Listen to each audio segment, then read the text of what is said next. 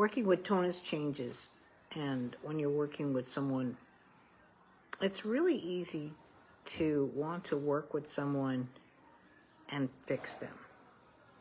When you're working with something as complex as the foot, and the foot is complex, it's a quarter of our bones, and it's responsible for a lot of our movements, but it's also responsible for, or included in a lot of our reflexes. A lot of people don't look at the feet in reflexes. They just think of plantar, but you know, if you're doing Moro, if you're doing ATNR, you're doing STNR, all of that kind of thing.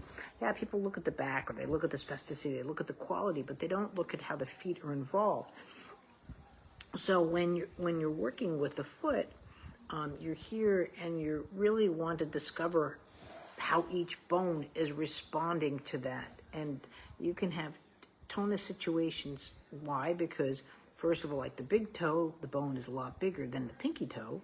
So the buoyancy in the tonus situation within that is going to be different than when you're working with, you know, like it's not like, that's the whole thing about the whole body. People think it's straight lines. People think it's linear. People, you know, I've got people in physics saying, you just stand up. You know, it doesn't work that way, folks. I wish it did.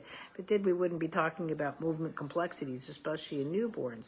You know, but even here that I'm just working on my son and his foot, you know, not only do I want to work with each movement within the bone, and that's what I'm doing, or the bones, but I'm working with a lot of different factors, rotation always being my primary, but again, the tonus, and when I have my fingers underneath his toes, what you might consider too a plantar and stuff, but I'm looking to see if I'm doing even just micro movements that might object where his balance is off. It's a difference from reflexes. He's not in fight or flight mode, but at the same time too, if I change his balance sequence, it's going to change his tonus responses in the foot.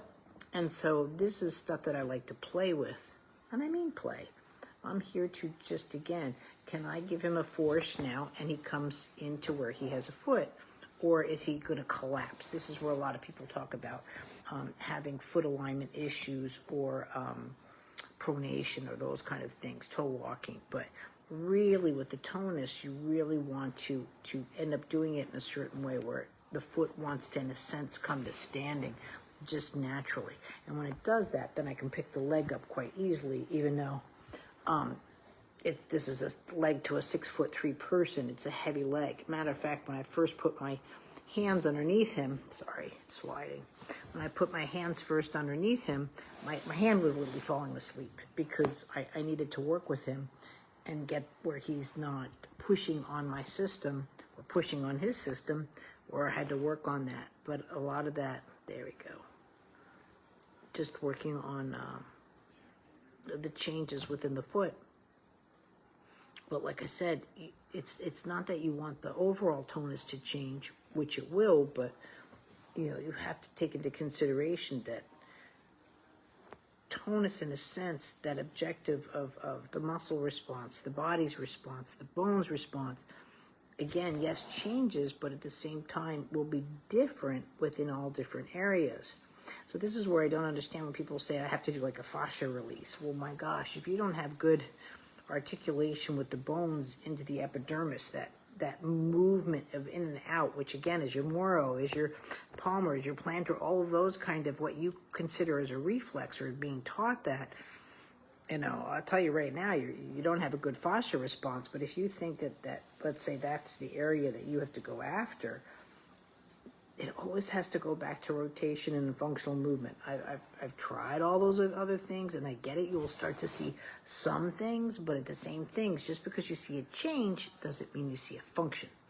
And so when you're working with all of these things too, even with tonus, when there's a function, then there is a tonus or tonus response. So it doesn't matter if you're working with a hypotonic person or not, or a hypertonic. Right? These are the things you want to look at and to take into consideration. Enjoy your Sunday.